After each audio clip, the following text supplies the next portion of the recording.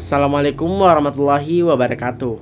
Perkenalkan, nama saya Muhammad Yarfa Mustamin dari kelas 11 MIPA 2 SMA Negeri 5 Parepare. Pada kesempatan kali ini, saya akan membahas tentang sistem produksi pembenihan dari ikan lele.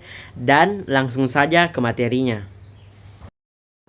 Jadi yang pertama yaitu definisi dari pembenihan ikan lele. Ikan lele merupakan salah satu jenis ikan yang sanggup hidup dalam kepadatan tinggi. Ikan ini memiliki tingkat konversi pakan menjadi bobot tubuh yang baik. Dengan sifat seperti ini, budidaya ikan lele akan sangat menguntungkan bila dilakukan secara intensif. Terdapat dua segmen usaha budidaya ikan lele, yaitu segmen pembenihan dan segmen pembesaran. Segmen pembenihan bertujuan untuk menghasilkan benih ikan lele, sedangkan segmen pembesaran bertujuan untuk menghasilkan ikan lele yang siap untuk dikonsumsi. Kemudian yang kedua yaitu sarana dan prasarana pembenihan dari ikan lele.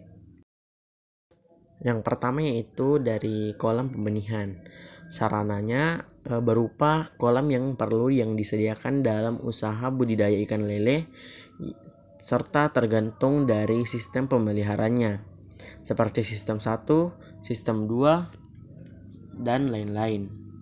Adapun jenis kolam yang umum yang dipergunakan dalam budidaya ikan lele antara lain yang pertama yaitu kolam pemeliharaan induk atau kolam pemijahan.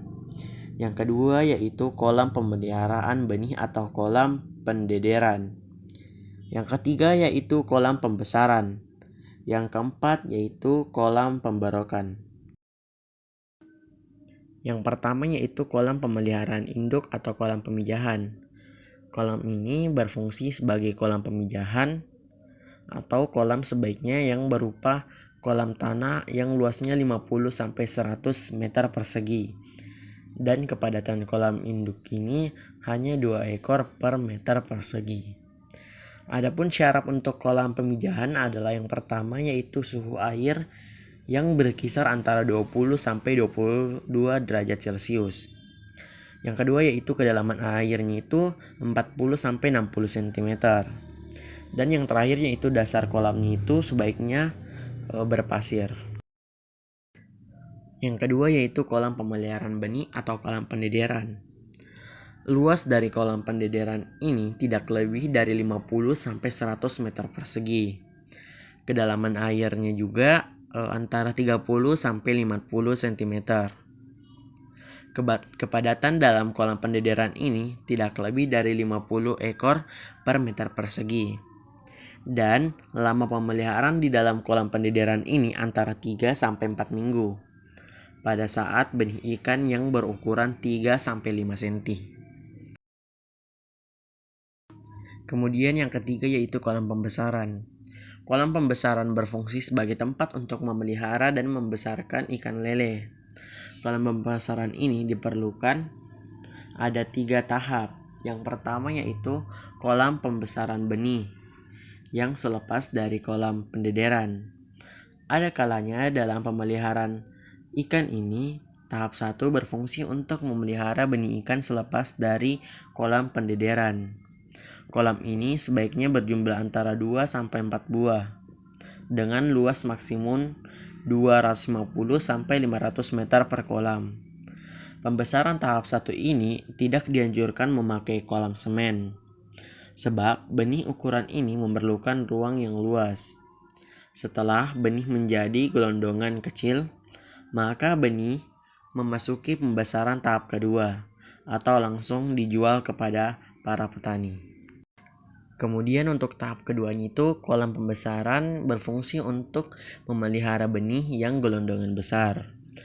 Kolam pembesaran dapat berupa kolam tanah atau sawah. Keramba apung juga dapat digunakan dengan mata jaring 1,25 sampai dengan 1,5 cm untuk keramba apungnya.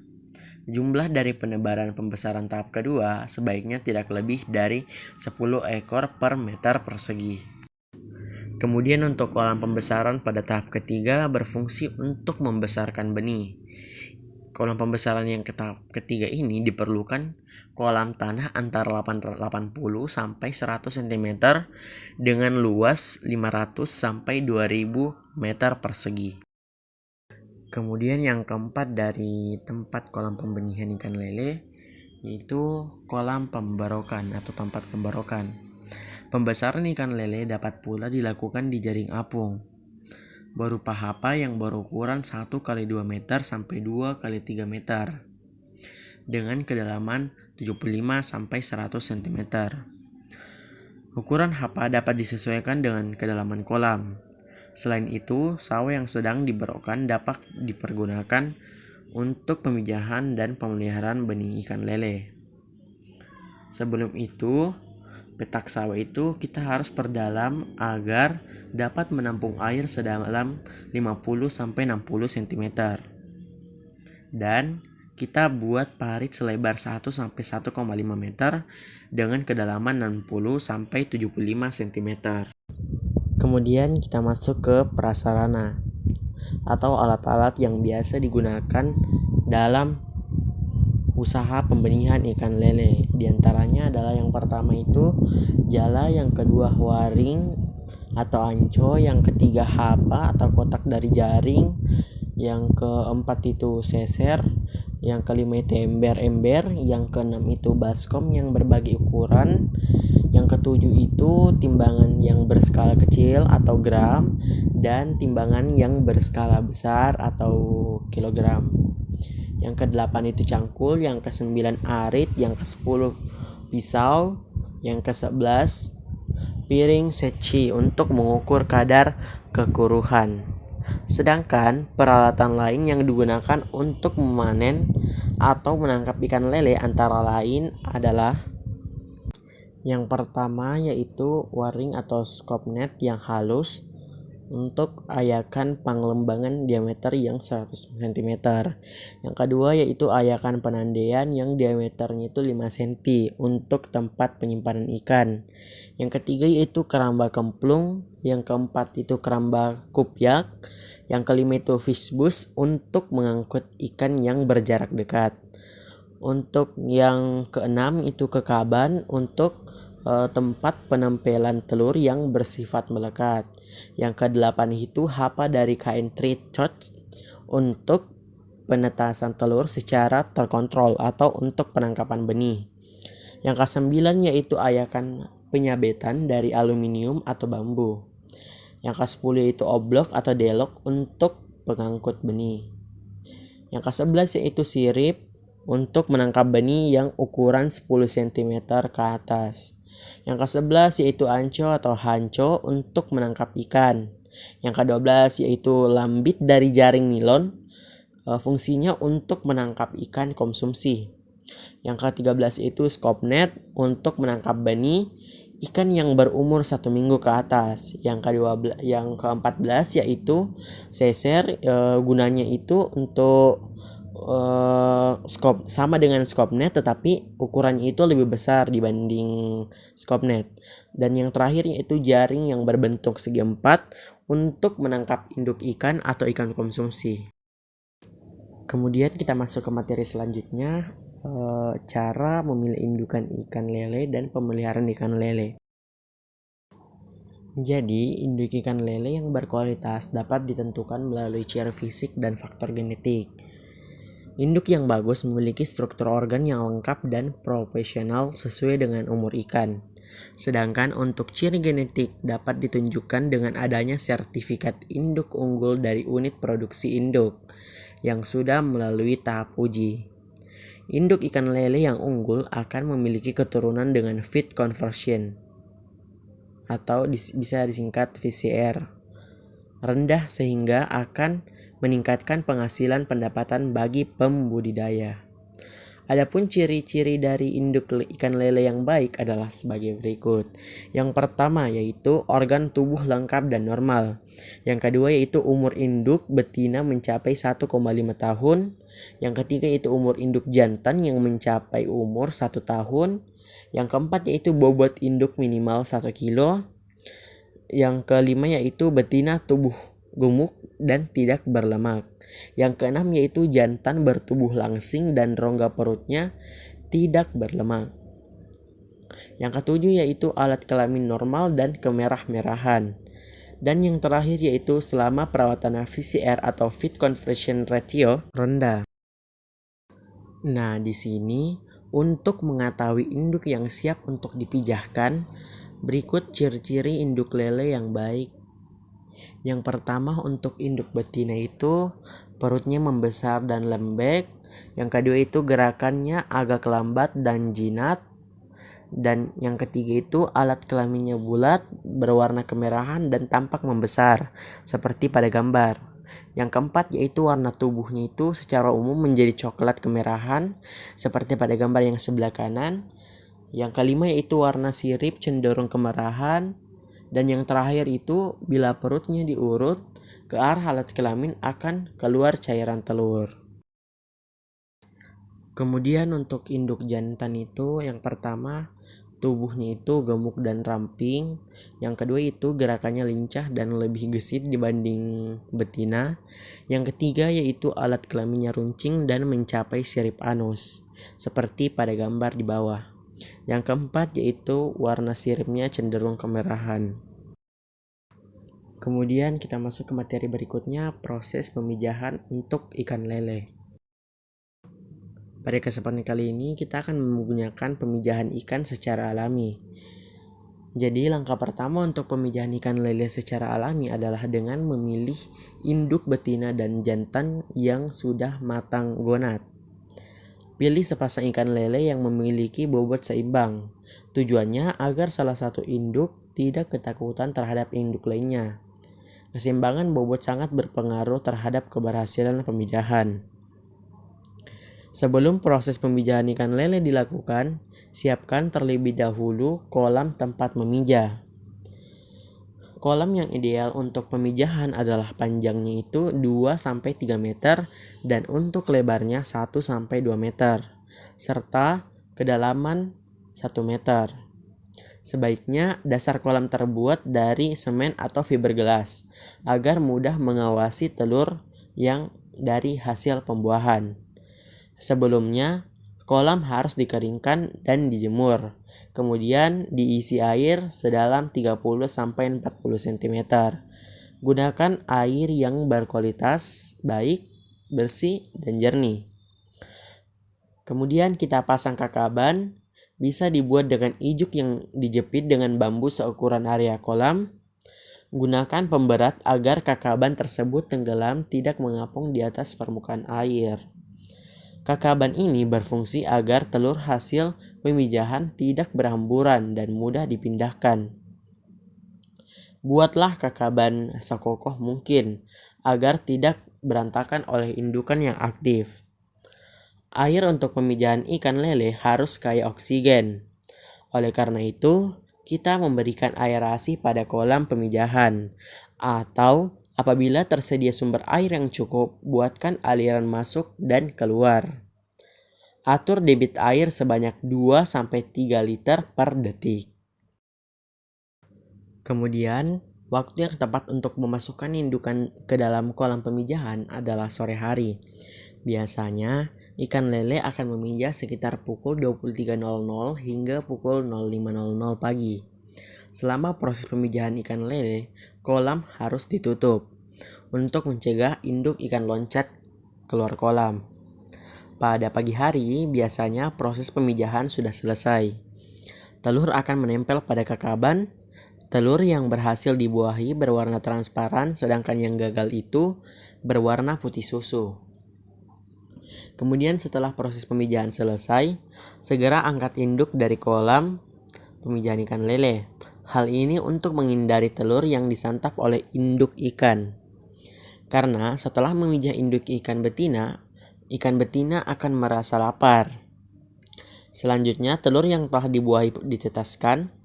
Penetasan bisa dilakukan di kolam pemijahan ataupun di tempat lain seperti akuarium, fiberglass, atau kolam terpal. Selama proses penetasan, suplai oksigen atau aerasi harus dipertahankan dan suhu distabilkan pada kisaran 28-29 derajat Celcius. Kemudian telur yang telah dibuahi akan menetas dalam 24 jam dan akan menjadi larva.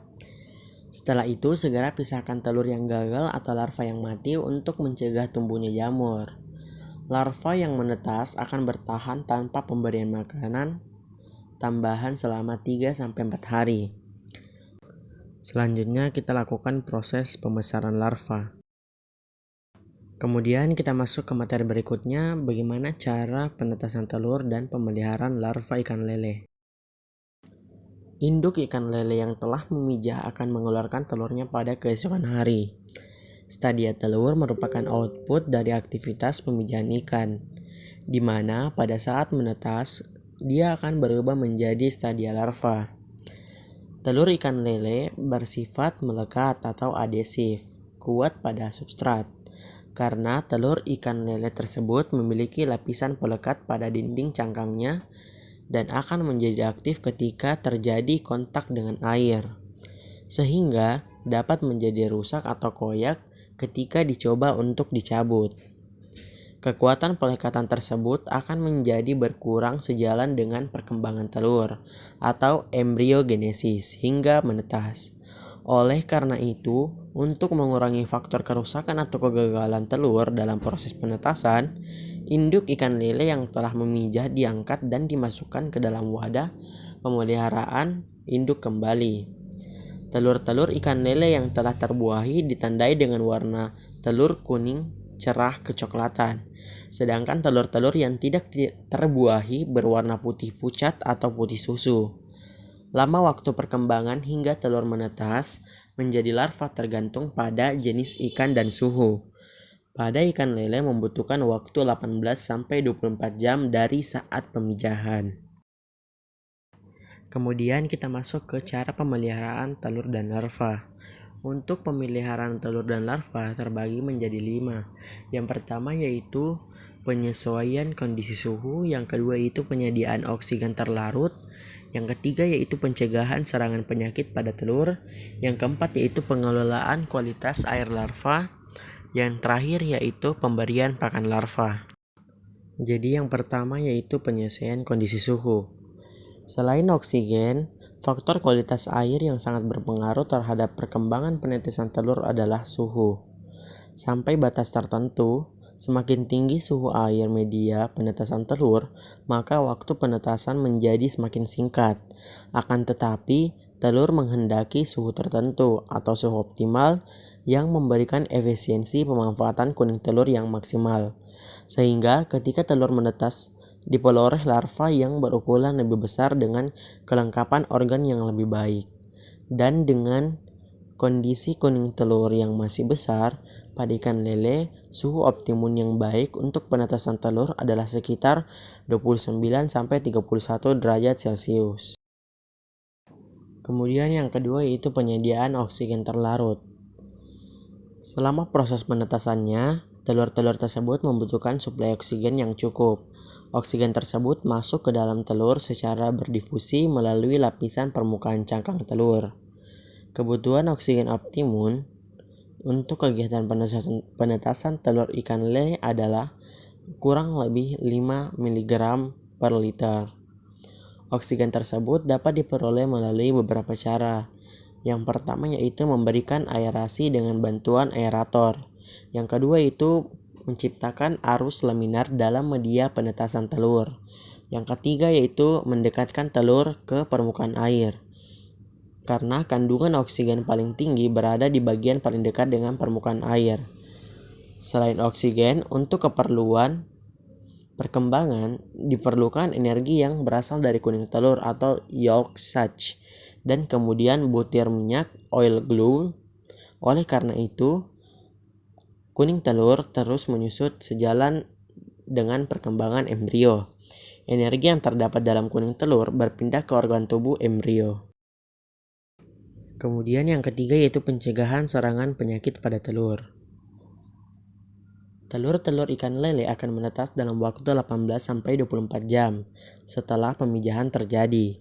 Embrio terus berkembang dan membesar sehingga rongga telur menjadi sesak. olehnya dan bahkan tidak sanggup lagi mewadahinya. Maka dengan kekuatan pukulan dari dalam oleh pangkal sirip ekor, cangkang telur pecah dan embrio lepas dari kungkungan menjadi larva. Pada saat itu telur menetas menjadi larva.